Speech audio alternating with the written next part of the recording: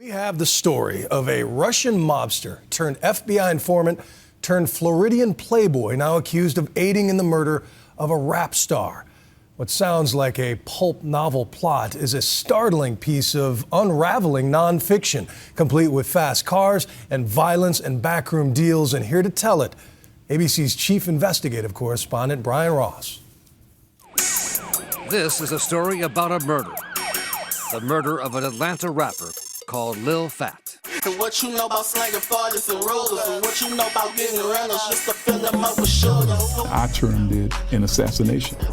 And about a high-living former Russian mobster turned FBI informant. 85,000. Mani Chulpayev, accused in the murder of Lil Fat, something he strongly denies. There is no reason to be afraid of me. I'm the nicest guy you'll ever meet.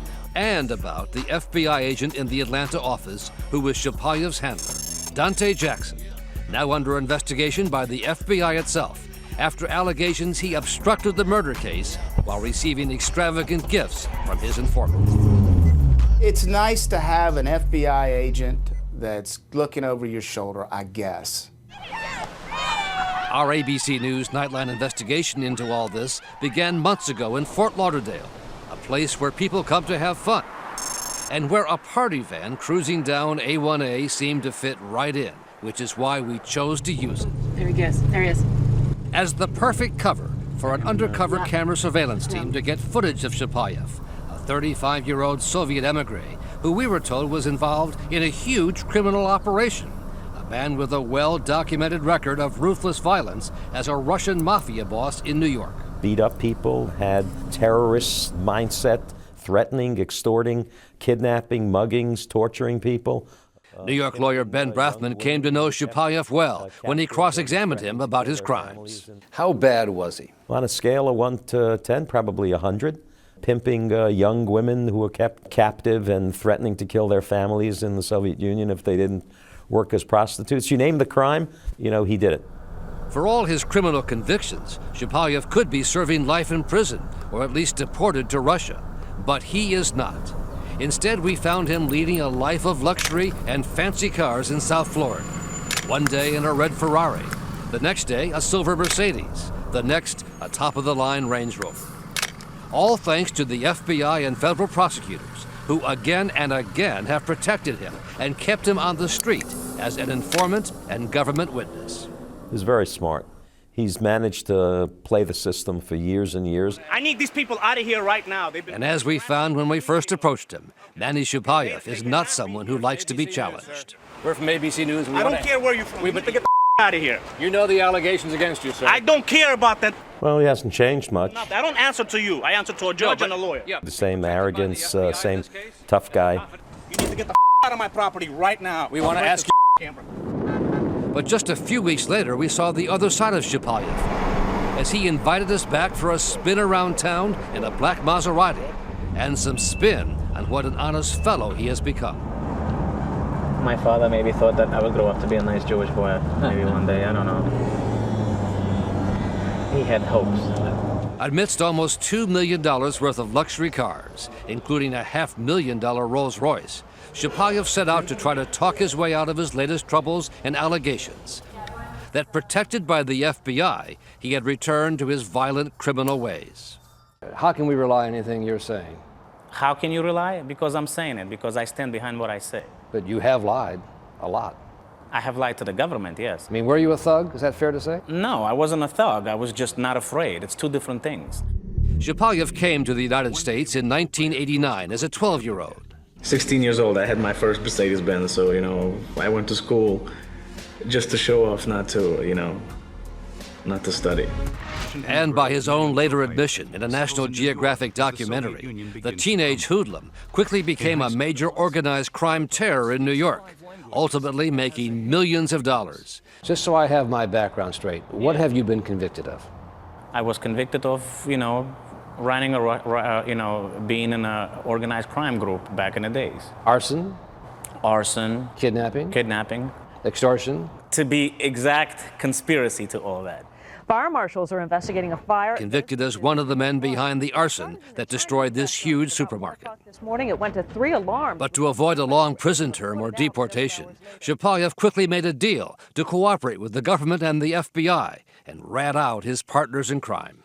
You were convicted of crimes that could have put you in prison for life. Yes. Could have led to your deportation. Yes. None of that happened. Yes, of course none of that happened because Why? I cooperated. You took the FBI's way out? I took my way out, yes. At the time, the FBI and federal prosecutors said Chulpayev was one of the most important witnesses ever against the Russian mob. See the wording? Yeah. Now, despite his tattoo, the FBI informant says he does have one regret. Given your background, did it bother you to be known as a snitch, as a rat? Of course, it still bothers me. But you are. Till this day. But it worked. After his testimony, he was set free, moved to Atlanta, and promised protection by the FBI. That was 2002. Who was the Atlanta man hiding these stolen cars? Just 3 years later, Chulpayev was back to his criminal ways, caught in a luxury stolen car ring operating in Georgia, South Carolina, and Ohio. Chulpayev was arrested, convicted, but served less than 3 years because he agreed to testify against others in the stolen car ring. How many strikes do you think you deserve? I deserved 1 strike. Well, you got 1 strike, and then you got a 2nd strike. Okay. So I got lucky. That was 2005. Fast forward to this year, and again allegations. It's the same old story with Chulpayev, back to his criminal ways, selling stolen cars, and worse, with victims saying he was still being protected by the government. He's untouchable. One of the many alleged victims we heard about, Travis Jones and his wife Elizabeth, say Chulpayev cheated them by selling them a stolen car. Not only was Jones briefly taken into custody for driving a stolen car, but he's out the $10,000 cash he says he gave Chulpayev. You can't drive it. No. But when Jones filed a police report in his hometown of Roswell, Georgia, he says he was told by local police that their hands were tied, that the FBI was protecting Chulpayev. They told me that he is involved with other agencies and that they're using him right now and that he can't be arrested. So he's being protected? Correct. I want to talk to you about some of your car deals, sir. I don't know what you want to talk about. There's no comments. And in fact, when the ABC station in Atlanta, WSB-TV, did a story about Chulpayev and the alleged stolen car ring earlier this year, reporter Jim Strickland says he got an unusual call from the FBI in Atlanta just a half hour after this confrontation with Chulpayev at his business. I've been doing this 32 years. It's never happened before. It's got to tell you something. What does it tell you? It tells me that Mani was interwoven with the FBI in Atlanta deeply enough so that he can make one phone call and they're instantly calling me to find out exactly what the story is. And it turns out that the story is that a criminal the FBI twice helped keep out of prison is now accused of felony murder, something we learned only after this interview. You were a serious criminal connected to Russian organized crime. You testified for the FBI. They put you back on the street and you broke the law again. That's the record. Okay, so what's the point? The point is you have criminal ways that don't seem to go away. That's not true. That's not true. I'm just smarter than you, and that's it. I'm an average guy that thinks ahead. And that's what it is. And people can't stand that. Stupid people can't stand that. Smart people, they work with me. But as we saw, And they're going in. heavily armed federal agents and police swarmed into his Florida business. Chulpayev may not be quite as smart as he thinks he is. When we come back.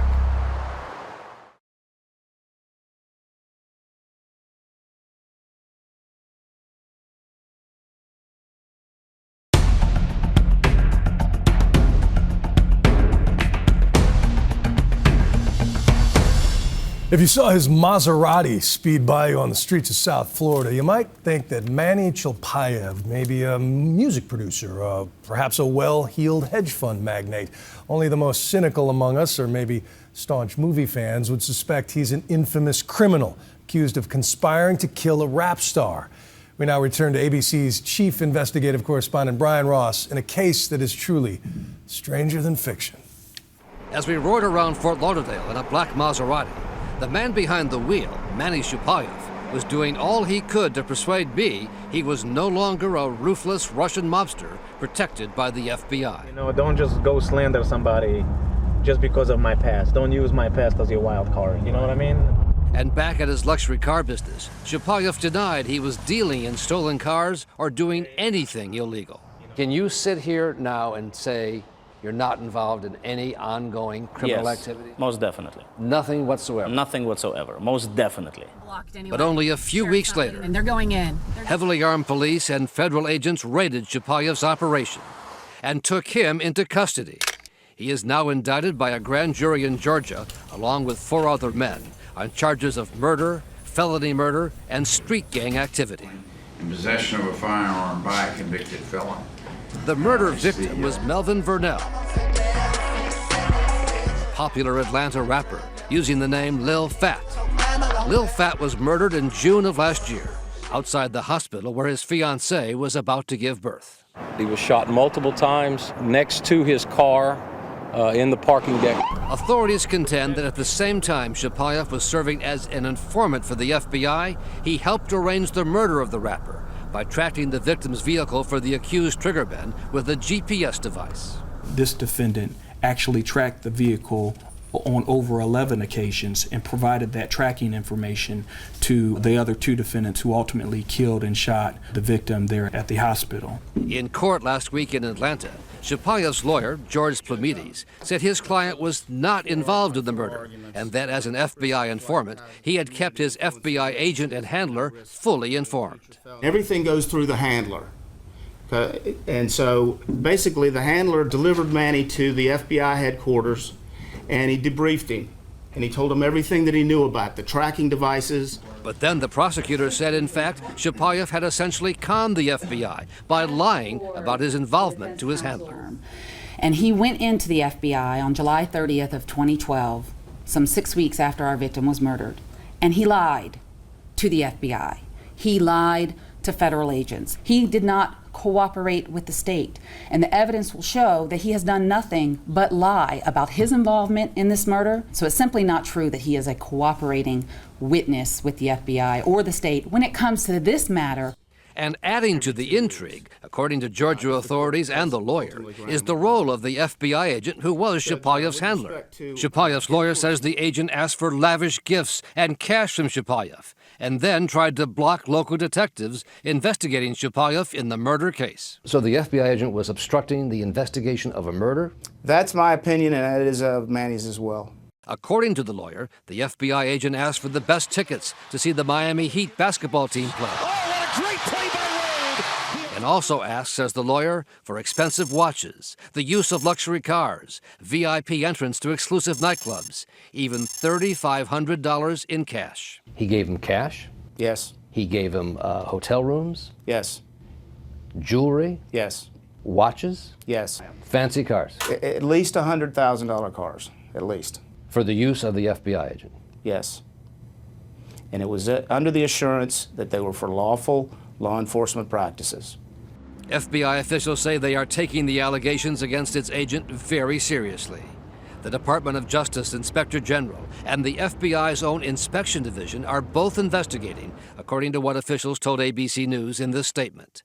Be assured that the FBI holds every one of our 36,000 employees to the highest standards, and when an allegation of misconduct arises, it is taken seriously and addressed, the statement reads. It would hardly be the first time an FBI agent and an informant have been accused of crossing the strict legal lines.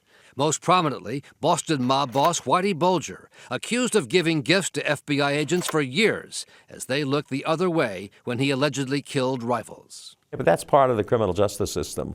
You know, there are thousands of people in the witness protection program who were very serious criminals, and now they have new identities and they have new jobs, and many of them turn their lives around. But the bad part is, on occasion, it doesn't work.